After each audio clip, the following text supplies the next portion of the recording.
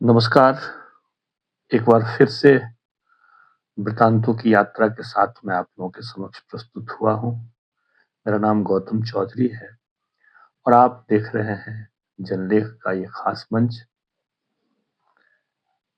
वृतांतों की यात्रा मैंने पिछले ही दिन शुरू किया है और मैंने आपसे निवेदन किया था उस समय में भी कि इस यात्रा के सहभागी बनना चाहते हैं, तो कृपया मेरे इस चैनल को आप सब्सक्राइब करें। आप इसको अपने दोस्तों के साथ शेयर करें और उस पर कमेंट भी कर सकते हैं, उसको लाइक भी कर सकते हैं। जो भी आजकल सोशल मीडिया का जो युग है, तो इस दृष्टि से मैं आप लोगों से विनम्रता के साथ निवेदन कर रहा हूँ कि इस चैनल को आप सब्सक्राइब ज़रूर कर लें।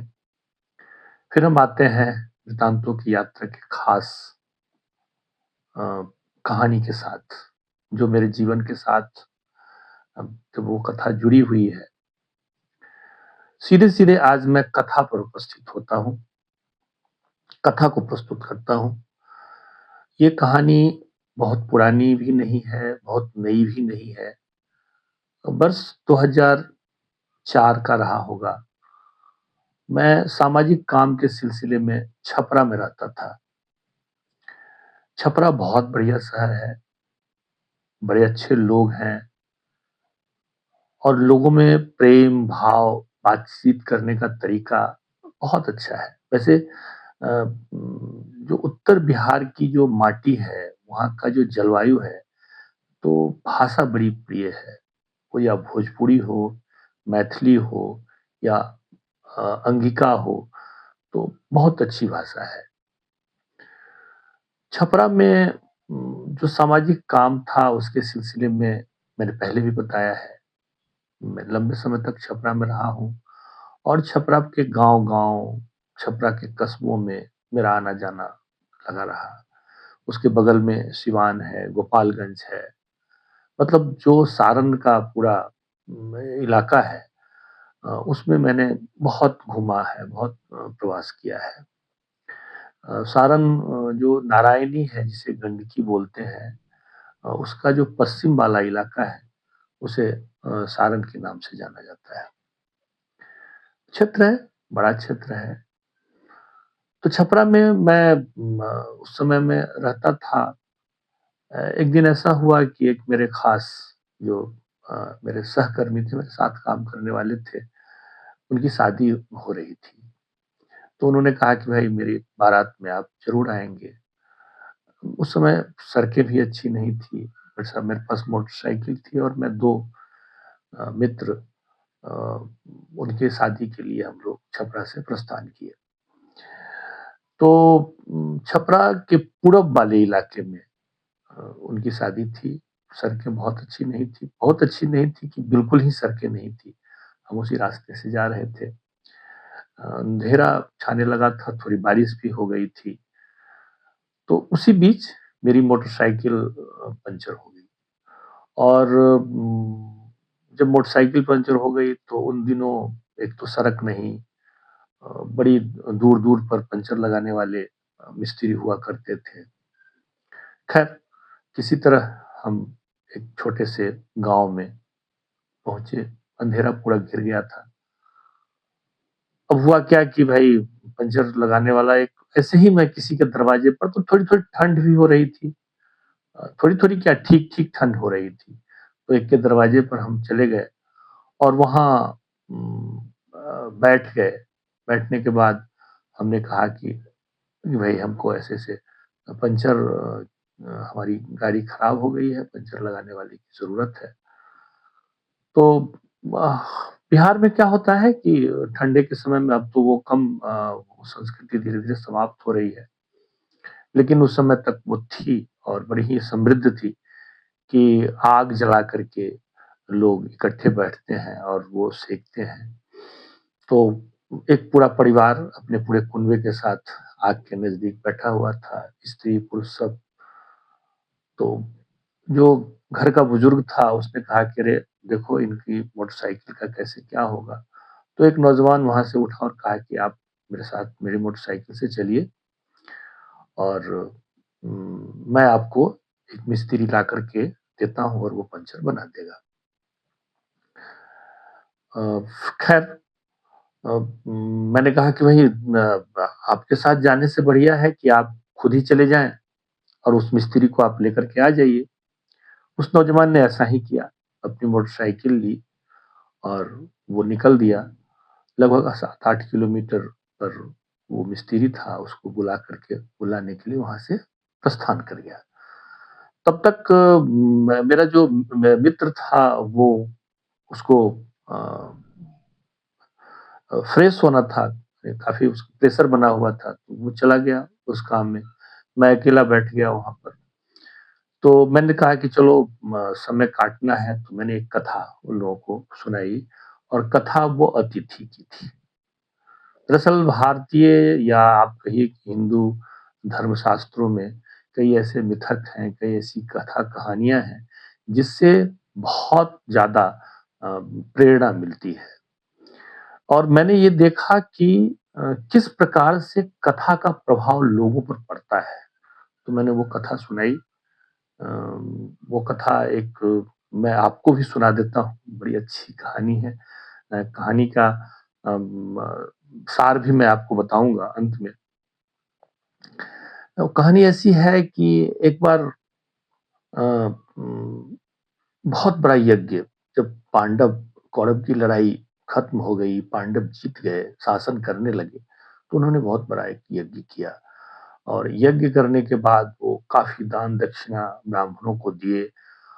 तो वहाँ पर एक वो क्या कहते हैं कि एक सियार आया, जिसके आधे शरीर सुनहरे थे और आधे शरीर सियार वाला था। तो वहाँ जहाँ लोग पानी अ, भोजन करने के बाद हाथ धोते हैं, वहाँ वो लौटने लगा। कुछ अगल-बगल के जानवरों ने उससे प्रश्न किया कि भाई ऐसी कौन-सी बात है कि आप यहाँ लौट रहे हो? कहा कि देखो यार, मैं तो बड़ा परेशान हूँ। मैं एक यज्ञ में गया था और वो इतना महान यज्ञ था कि वहाँ जो पानी जो हाथ धोए थे जो लोग खाना खाने के बाद, वहाँ जब मैं लौटा तो ये मेरा आधा शरीर सोने का हो गया था और आधा शरीर मेरा ऐसा ही है।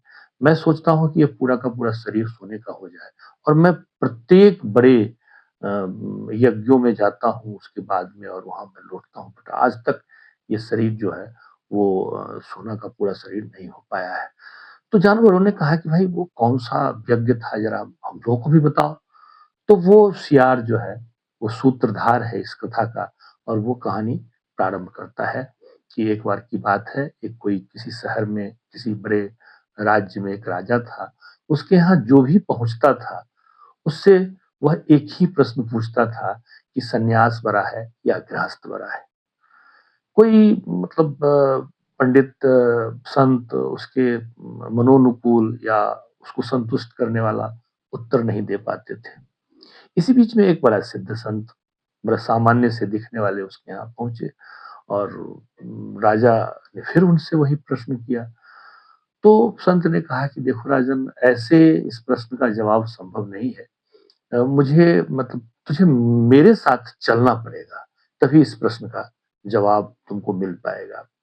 ठीक है, राजा उम्र-दराज हो ही गया था, अपने बच्चों को बुलाया और अ, जो भी संकल्प-वंकल्प करना होता है, अपने एक बड़ा जो बेटा था, उसको राजगद्दी सौंप करके वो संत के साथ चल दिया।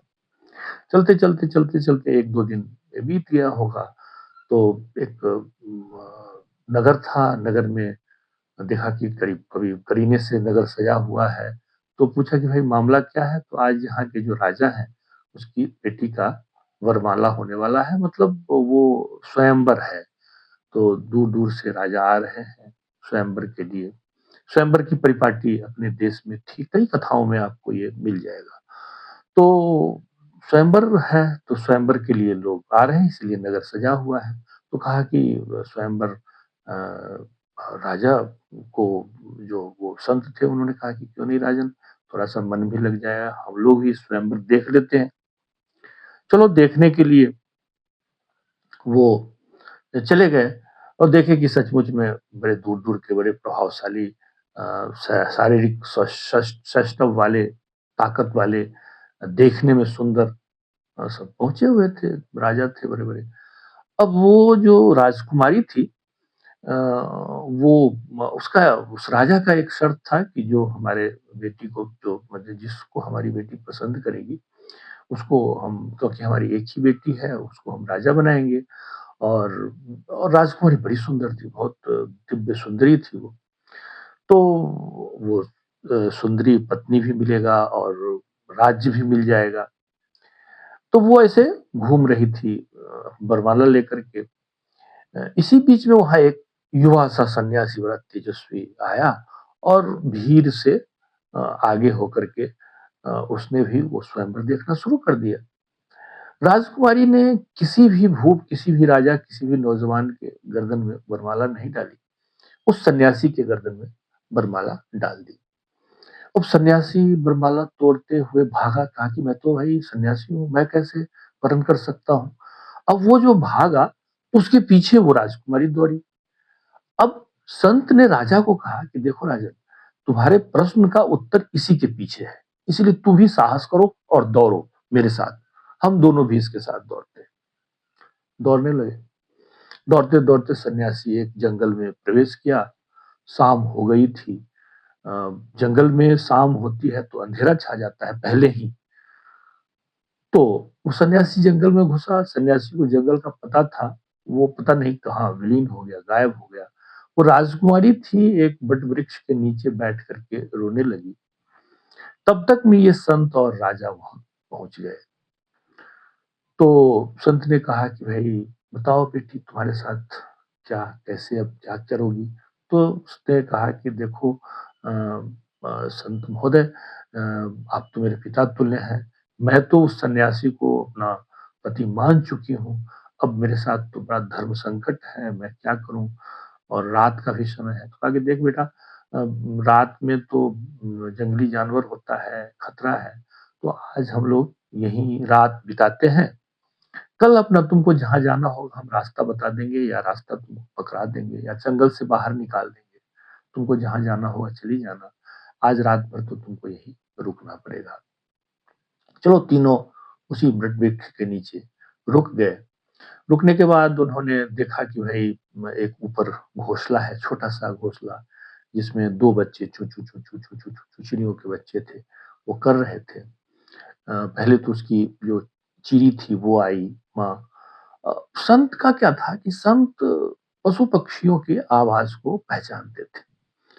इस बीच संत ने राजन को कहा कि देखो राजन, रात का समय है और अगर बचना है तो आग जलाना पड़ेगा, तो कुछ लकड़ियाँ ले आओ और यहीं हम लोग जला करके हम लोग रात बिताएँगे।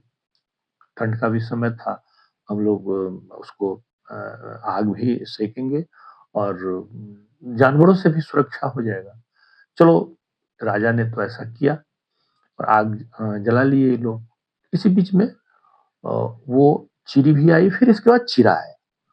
अब वो चिरा और चिड़ी विचार करने लगे कि भाई मामला क्या है? तब उससे पहले कभी उसके नीचे इस प्रकार 3 लोग आए नहीं थे। आश्चर्य था वो उन उस परिवार के लिए।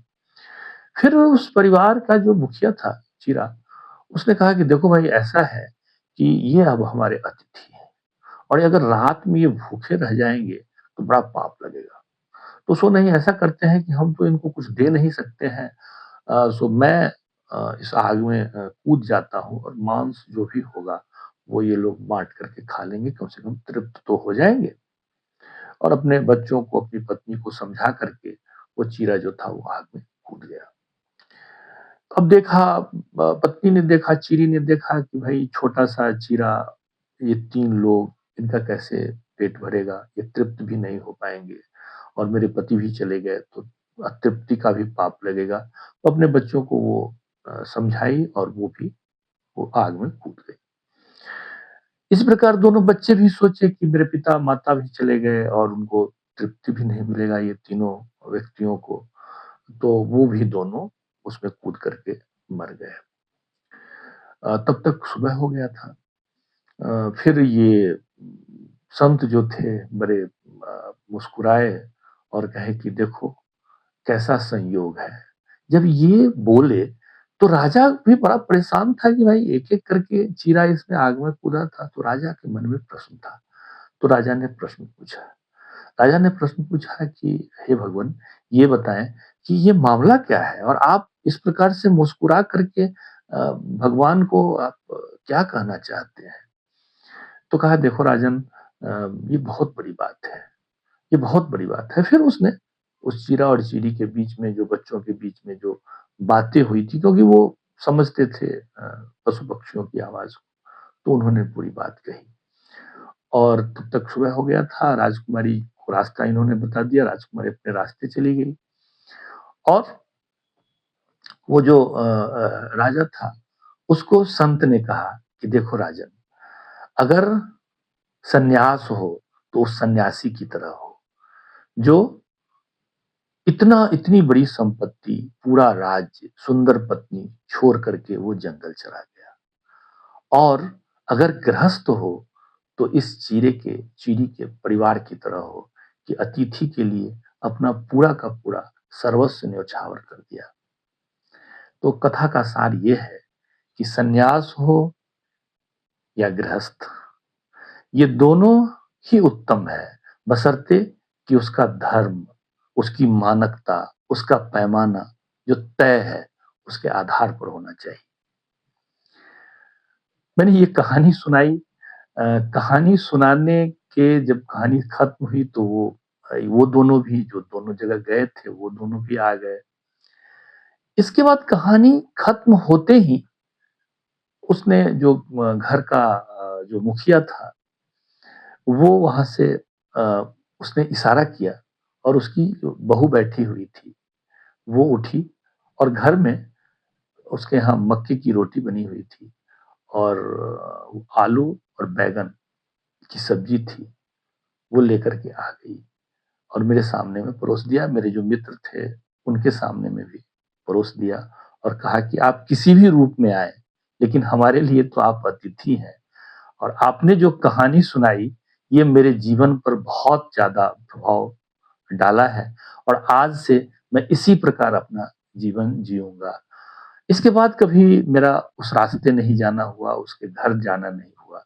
लेकिन जो हिंदू चिंतन है, हिंदू थॉट है, जो सनातन से प्रैक्टिस में है, उसका बहुत ज्यादा प्रभाव पड़ता है। और मुझे लगता है कि ये प्रभाव जो है, यही हमारे समाज को, हमारे हिंदू समाज को व्यवस्थित करके रखा है, संगठित करके रखा है, और प्रबोधित करके रखा है, जो आज तक ये बना हुआ है। इसके खिलाफ तो षड्यंत्र होते ही रहते हैं, लेकिन इसकी कुछ ऐसी अच्छाई है जो इसको ताकत देता रहता है। मुझे लगता है कि इस प्रकार की कहानी, इस प्रकार की जो बातें हैं, वो समाज को काफी शक्ति प्रदान करता है, और व्यक्ति को धीरे-धीरे प्रबोधित करता है, व्यक्ति को धीरे-धीरे संस्कारित करता है, और धर्म की सीमा बताता है। धर्म का अर्थ मंदिर में पूजा करना ही नहीं है। धर्म एक हद है, धर्म एक सीमा है, जिस सीमा को पार करना अधर्म माना जाता है। तो मुझे लगता है कि आज के लिए काफ़ी है। फिर अगली बार हम मुलाकात करेंगे, तो अगली कोई कथा के साथ मुलाकात करेंगे। तब तक के लिए नमस्कार, धन्यवाद।